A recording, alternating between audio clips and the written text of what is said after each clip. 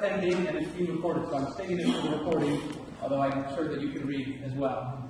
It is Church of Christ and International Churches of Christ, the Rift and the Repair.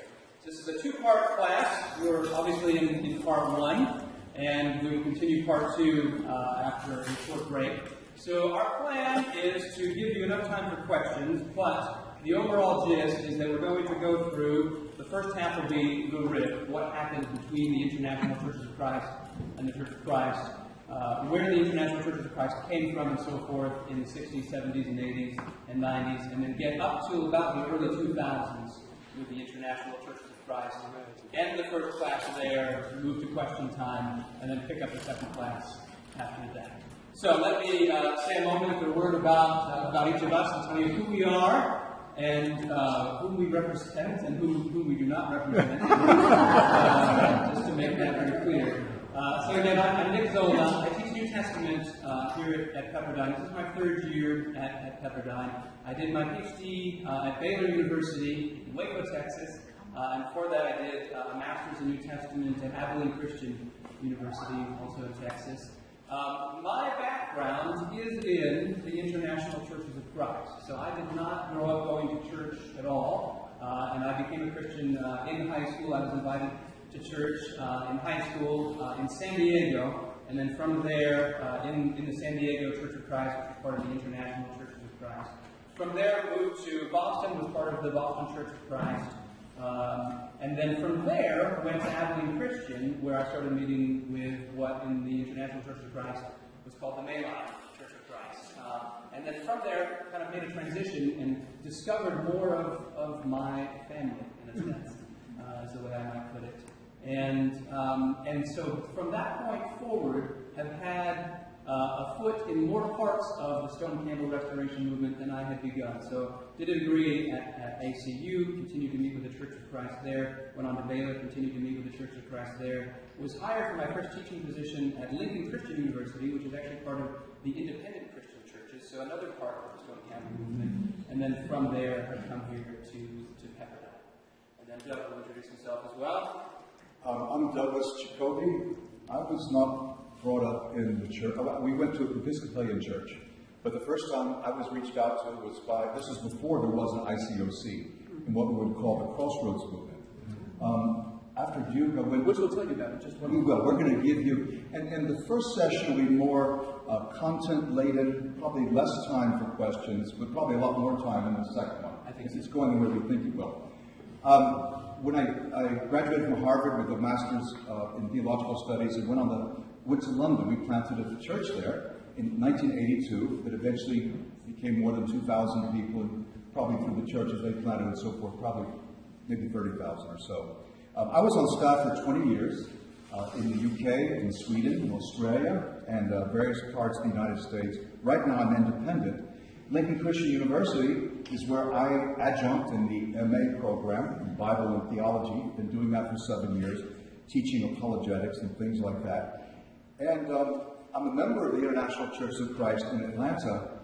I love the church. I know so many people. It's been the spiritual home for me almost as far back as I can remember. And honored to speak today. Also, I've had the benefit of visiting hundreds of congregations in the ICOC. Hundreds.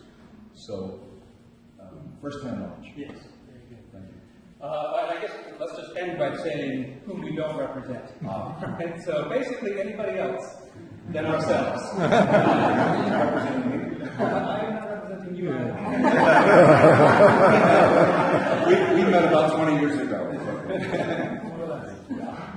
And so it's important for us to say that, right? So we are not standing here representing either the Churches of Christ or the International Churches of Christ. We are representing ourselves as people who have studied both of these movements to some degree to try to understand where they each came from, why they broke apart, and how they are beginning to come together in certain ways. And that is our goal, as we'll say in just a moment, in terms of what our purposes are today.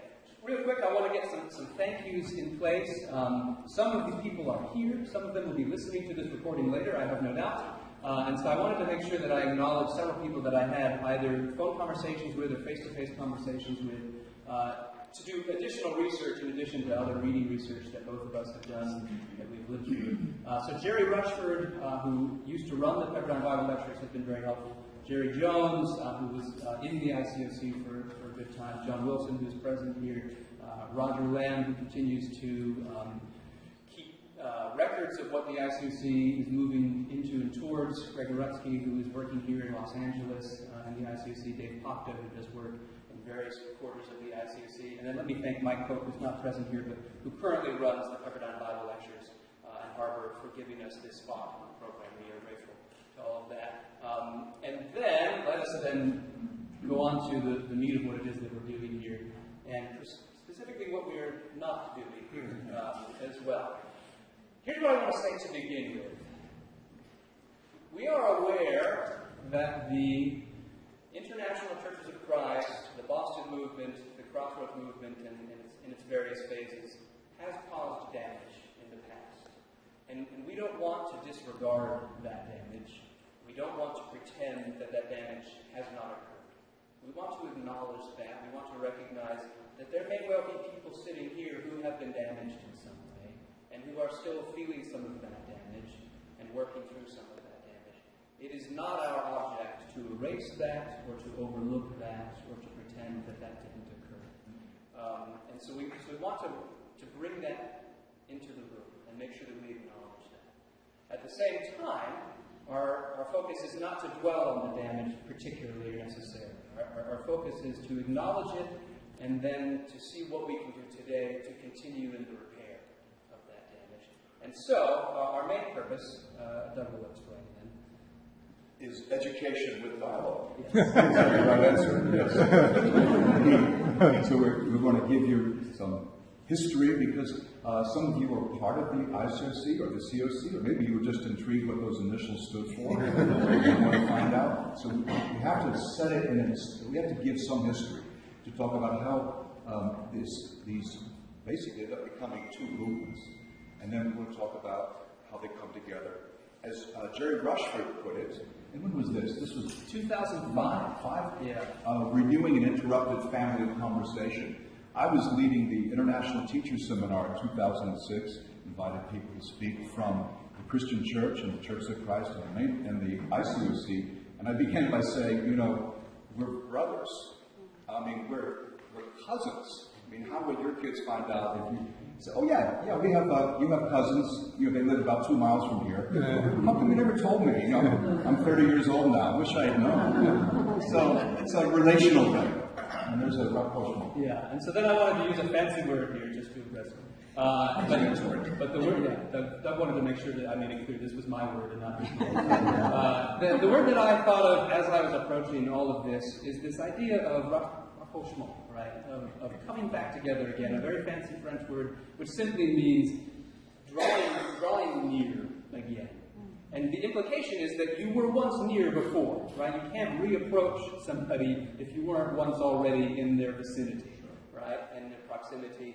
And that's what, in many ways, Doug and I are hoping to accomplish with this, is to advance even further together as we come near together, as we recommit to dialogue, as we recommit to understanding that in many ways we are part of the very same family and the same team.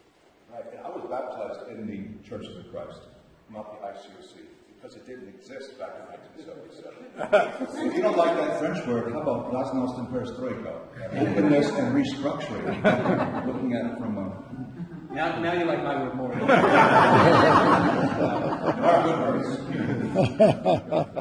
Right, so our first class has 3 sections. We'll have the dates, which we think, unlike some modern teachers and students, are important. Yes. You don't know the dates of things, you don't know what preceded something else, and what might have been a cause and might have been an effect. Then let's look at the DNA of the movement, the ICOC, which is good and bad, and we want to be very open about that, and even looking at impact. That's the plan. Here's where, if you could root it to one particular maybe movement or event or catalyst, is perhaps the right word, where does what becomes the International Churches of Christ begin? And one of the places that you could point to very easily would be in what's called the campus evangelism movement that began in the mid-60s in the churches of Christ. I had the benefit when I was a student at Abilene Christian University. Jim Beavis and Rex Vermillion came and gave a 3-part class at the Abilene Christian University Lectures on the campus evangelism program and what it was. And essentially what happened was, in the mid-60s, there was already a campus movement that was burgeoning in the United States. Things like Campus Crusade for Christ, for instance, and other things like that began to happen in the 1960s. In the churches of Christ, they heard the same call, and they said, we need to jump onto this campus ministry movement bandwagon and begin getting campus ministries up and active again in our churches. There was something called the Bible Chair program that allowed, very interestingly, people within religious organizations to function as a part of a university and offer accredited classes that you can take for credit in religion and get credit for that through the university. And the churches of Christ had Bible chairs. They had Bible chairs in various places. And that Bible chair program became kind of the seat of this campus evangelism program and attracted many of the people who were most interested in reaching students of the day. And that is what shifted eventually into the Crossroads movement. One of the younger men who was influenced and inspired by this direction was a man named Chuck Lucas. And so we're taking him back to Gainesville, Florida. It's 1967. And the 14th Street Church of Christ sponsored a campus ministry on the campus of the University of Florida, which was renowned for being one of the top party schools in the entire world, probably in the solar system. I mean, they really my son actually went there. A couple of years later, they got a beautiful building, very centrally located on Southwest 2nd Avenue, and that was called Crossroads, the Crossroads Church, the Crossroads Ministry, and they began to really go after not staying off campus, but going on campus. So they went into the dorms, even into fraternities, which is pretty gutsy, and starting conversations and starting group discussions, which they called soul talks at that time. And it was very, very effective. They also trained people to be campus ministers, and many scores were sent out around the United States. Maybe there's some in this room right now who themselves went to churches of Christ and began campus ministry. It was like a ministry within the ministry, and I think in some places even a church within a church, which was, in hindsight, was probably not the best strategy. Is that good enough? Yeah, no? Oh, I didn't mention. Oh, no, I just. Okay, thank you. Continue. I will continue. Now, Thomas Wayne McKean was one of many who was baptized in 1972. We'll be coming back to him very soon. He went to Philadelphia. He was sent to lead a campus ministry in the Philadelphia area, and then to Charleston, Illinois, Eastern Illinois University, where he spent 3 years. He joined Roger Lamb, who preached there. Now, when I was baptized as an 18-year-old, no one told me, you're part of the Crossroads movement. I mean, I'd never heard of it, actually, until the following summer, when some brothers in North Carolina said, we're driving down to Gainesville, we're going to go to Crossroads. I said, what? Well, we're going to hear Chuck Lucas. Who? I had no idea what it was, but I went to an evangelism seminar, and many times after that continued to go. 1978, as it turned out, my visit was the kind of the apex. This was the high water mark of the Crossroads Church.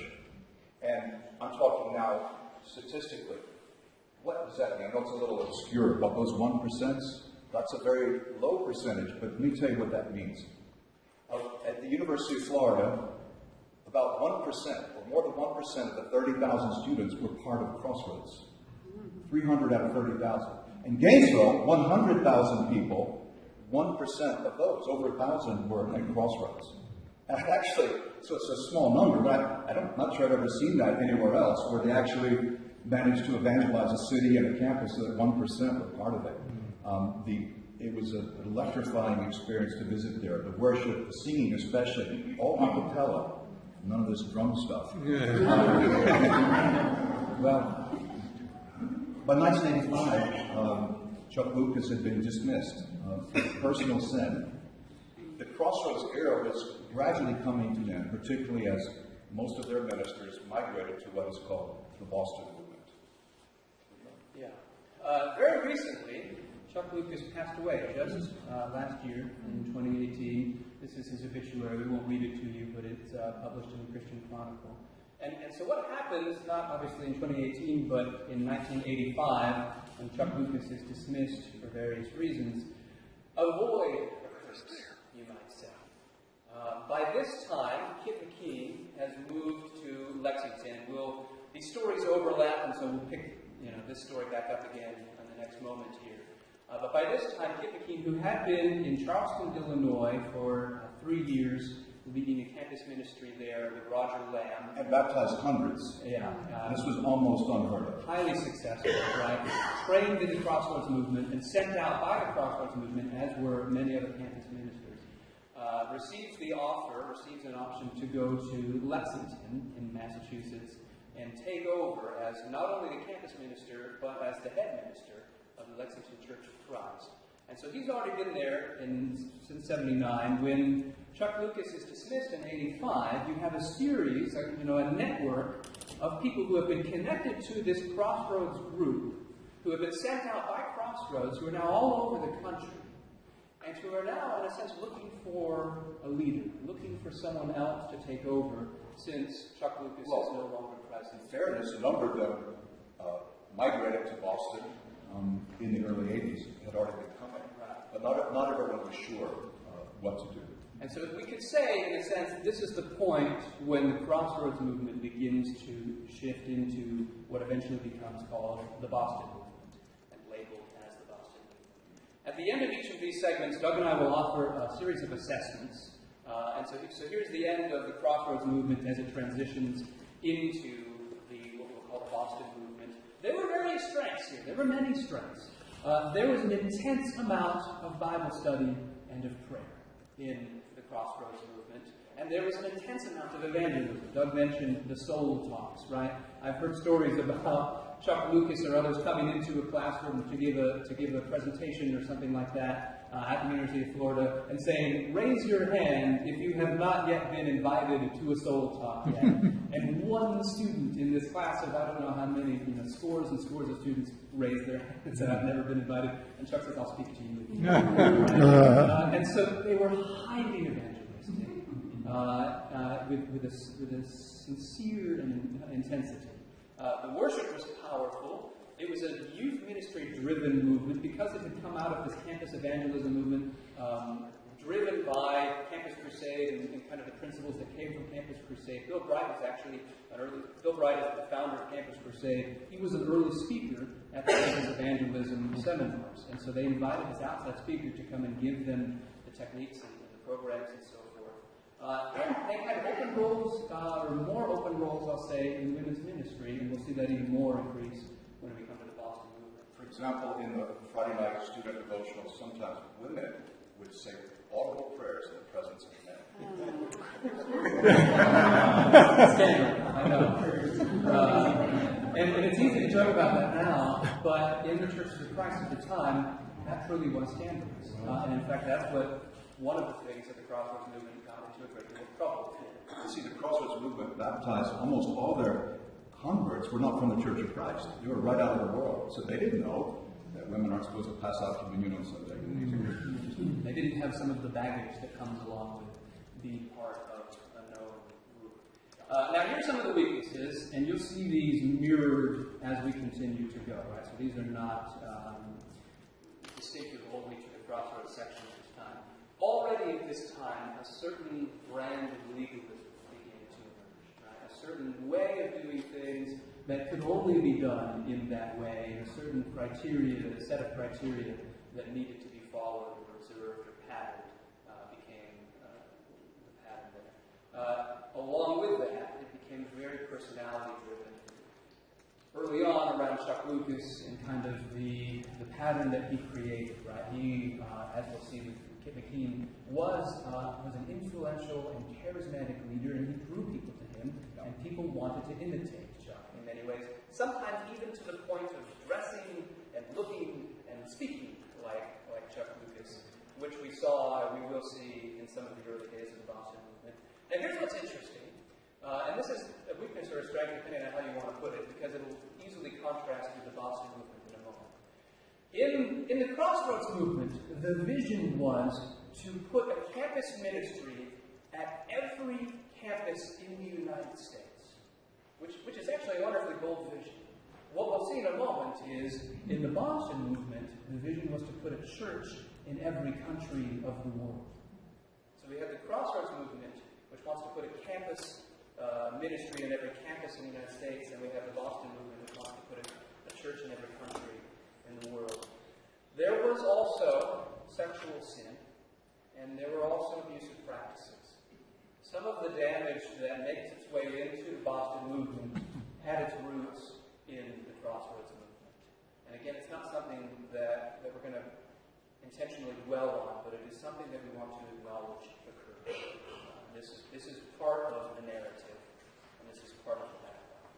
All right, we can transition then into the next phase. In 1979, Kip McKean, his wife Elena, along with friends of his from Tennessee, Stephen and Lisa Johnson, they go to the Boston area, Lexington, and there's symbolism here. Lexington, the beginning, the struggle against the British Revolutionary, and there was a small group who came together and were part of the Lexington Church of Christ, which had been there for a long time, but it was really slowing down and possibly even closing its doors.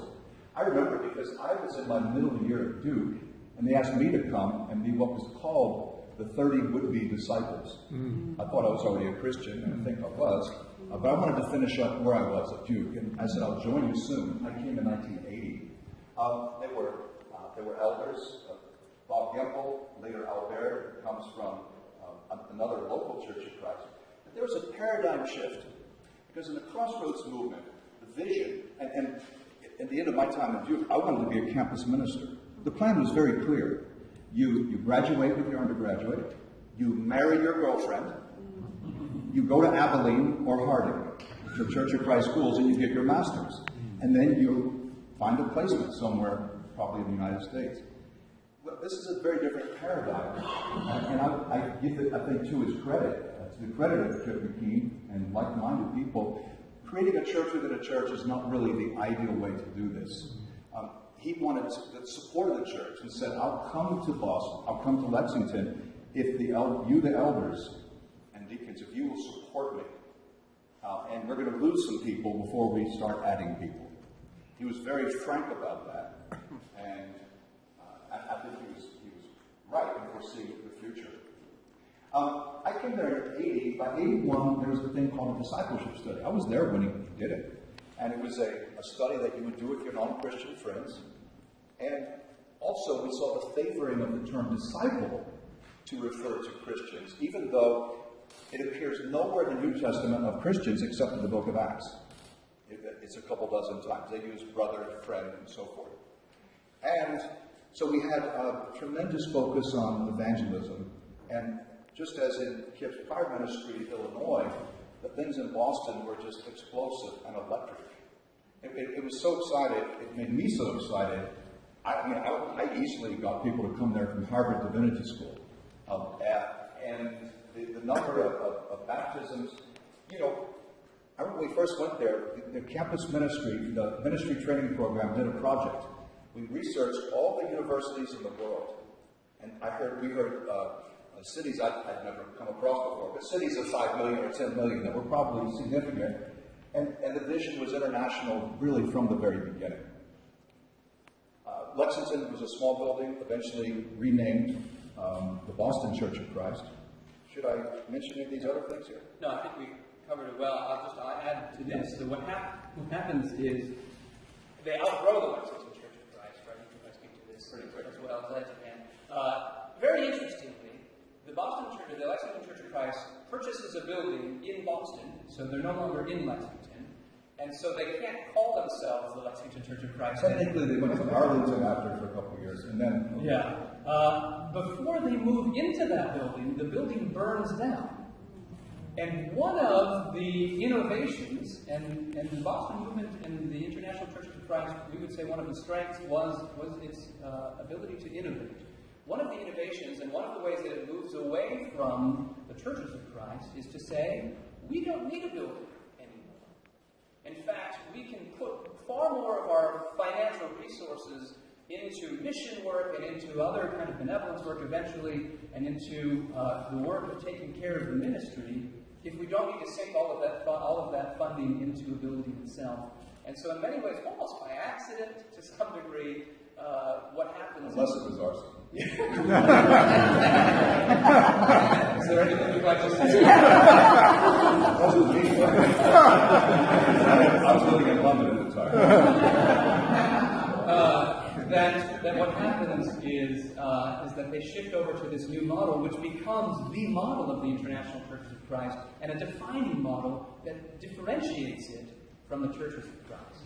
Now, something else that Doug hinted at that I think is worth just making explicit is one of the moments, or one of the key turning points that happens here, is that rather than plant a church within a church, right? So rather than send a campus minister to an existing Church of Christ to work within that Church of Christ and to bring about reform and change, there is a moment sometime in the early 80s where it becomes clear to Kit McKean and to others involved that this would be far more effective if we start our own churches. That we cannot, as Jesus perhaps might have put it, pour new wine into old wineskins. And so what we need to do is begin planting our own churches, which is some of the churches that we put here on the list that you can see. These are the early ones. The earliest ones, and they go on and on from here. What happens next are some of the sadder moments in the early history of the Boston movement and the International Churches of Christ. In 1986, they begin a program of what are called reconstructions. The first one is in Johannesburg, and others occur in various places, San Diego, and so forth. What this is at the same time that they're beginning to plant new churches, they are also calling out the quote-unquote remnant within existing churches of Christ. And so they find churches of Christ that already exist whose leaders are persuaded towards what Kit McKean and the Boston movement is doing, and are willing to tie themselves in. And often what would happen is those leaders would then move to Boston, be retrained. Boston would send new leaders to that church, and those new leaders would call that church to a reconstruction event and go through individual by individual and have them recommit themselves to full commitment of discipleship as the Boston movement defined it. And so many times churches would split. Churches of Christ would have splits over these situations. For some of you, that may not sound like a bad thing, but procedure, I think, in many places was invasive and humiliating. Thank you. Yes, that is very good. So 87, and starting that year, as I remember, I heard him speak, do lessons on this 5 different times that year. Used Isaiah chapter 10, verse 22, a remnant will return. The idea is that even still, among the churches of Christ, the restoration movement, there's a remnant of people who are really good-hearted, and they'll come. But we're calling them to come now and be part of the remnant, or we just consider you to be non-Christians.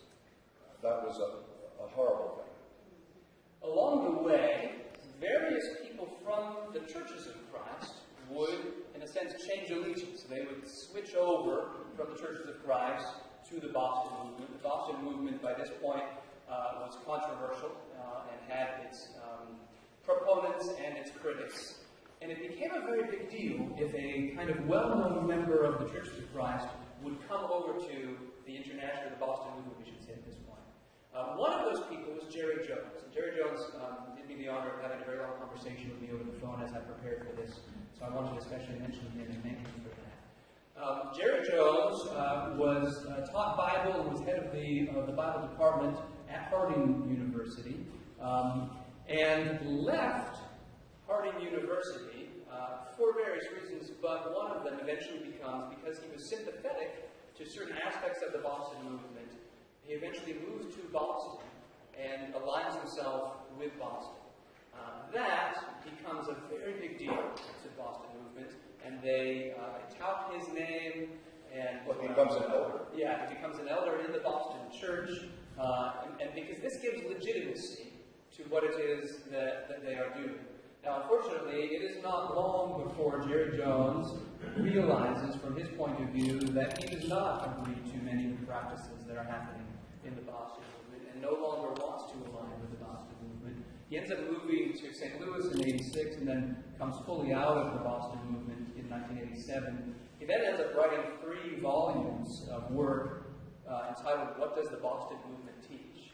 And spends at least some part of his time informing the rest of the Church of Christ what are the distinctive features of the Boston movement in order to make sure that anybody who is considering aligning themselves is well aware of what it is that they'll be aligning themselves to.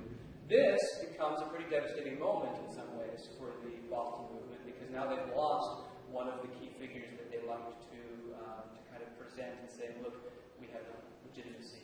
Another figure like Jerry Jones who doesn't end up leading the Boston movement is George Gerganis, who was known for running the missions working program both at Harding and eventually at Adelaide Christian University. Did very early pioneering mission work in Japan, and then eventually joins the Boston movement, moves to Boston, comes out of retirement, returns to Japan as a missionary because he is so attracted by the evangelistic focus of the Boston movement, and he stays in the Boston movement until his death in 1992.